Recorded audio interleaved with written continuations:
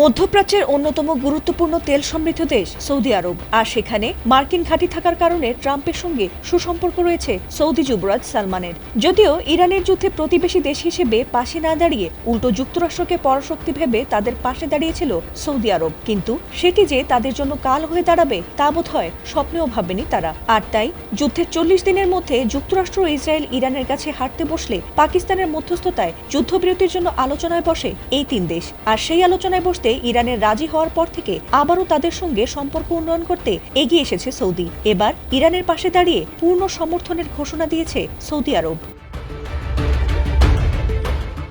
মধ্যপ্রাচ্যে চলমান যুদ্ধ স্থায়ীভাবে বন্ধ করতে এবং আঞ্চলিক নিরাপত্তা ও স্থিতিশীলতা ফিরিয়ে আনতে সব ধরনের কূটনৈতিক প্রচেষ্টার প্রতি তারা পূর্ণ সমর্থন দেবে বলে জানিয়েছে সৌদি আরবের পররাষ্ট্রমন্ত্রী ফয়সাল বিন ফারহান আল সাদ। সোমবার ইরানের পররাষ্ট্রমন্ত্রী আব্বাস আরাকচির সঙ্গে এক ফোন আলাপে তিনি এই আশ্বাস দিয়েছেন। সে সময় ইরানি পররাষ্ট্রমন্ত্রী আব্বাস আরাকচিও ফোন আলাপে জোর দিয়ে বলেন যে ইরান অত্যন্ত দায়িত্বশীলতার সঙ্গে যুদ্ধবিরতির প্রস্তাব মেনে নিয়েছে এবং আলোচনায় অংশগ্রহণ করেছে।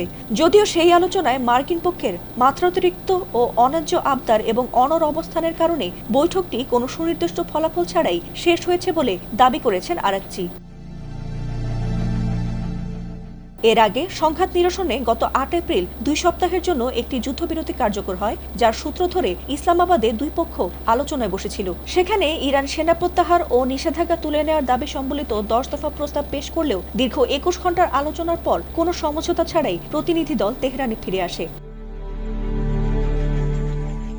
বর্তমানে এই যুদ্ধবিরতির মেয়াদ থাকা সত্ত্বেও হরমুজ প্রণালীতে মার্কিন নৌ অবরোধ এবং আলোচনার ব্যর্থতা মধ্যপ্রাচ্যকে আবারও এক অনিশ্চিত ভবিষ্যতের দিকে ঠেলে দিচ্ছে। এই উত্তেজনাকর পরিস্থিতির মধ্যে ইরান ও সৌদি আরবের পররাষ্ট্রমন্ত্রীদের মধ্যেকার এই ফোন আলাপকে অত্যন্ত গুরুত্বপূর্ণ হিসেবে দেখছেন বিশ্লেষকরা।